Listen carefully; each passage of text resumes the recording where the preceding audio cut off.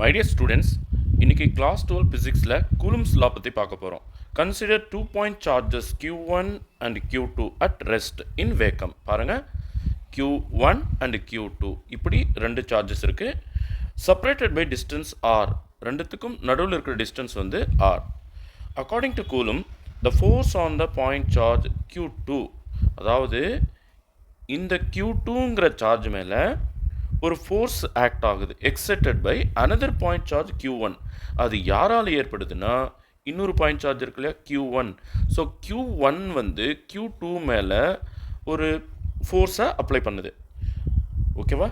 So அதை எப்படி கொடுப்போம்னா F21 வெக்டார், அதாவது force applied by charge Q1 on charge Q2.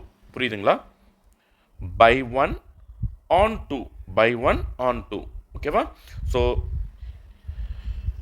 F21 vector is equal to K into Q1 into Q2 by R square. இது பார்த்தீங்கன்னா இது வந்து டைரக்ஷன் கொடுக்கணும் இல்லையா? Unit vector directed from Q1, அதாவது R cap 1 2 அப்படிங்கிறது என்னன்னா unit vector directed from Q1. ஓகேவா? ஸோ இதில் இன்னும் சில விஷயங்கள் இருக்குது பாருங்கள். K is the proportionality constant. அது என்னன்னு பார்த்தீங்கன்னா K ஈக்குவல் டு 1/4πε0. ஸோ அதனோட வேல்யூ பார்த்தீங்கன்னா 9 × 10⁹ newton metre square per coulomb square. அதாவது இது வந்து டினாமினேட்டரில் வரும், C² வந்து டினாமினேட்டரில் வரணும், அதனால தான் C⁻² வந்திருக்கு. ஸோ இதில் இந்த விஷயம் இது என்னன்னு பார்த்தீங்கன்னா இந்த ε0 வந்து permittivity of free space or vacuum. இது என்னன்னு பார்த்தீங்கன்னா ε0 வந்து permittivity. ஓகேவா?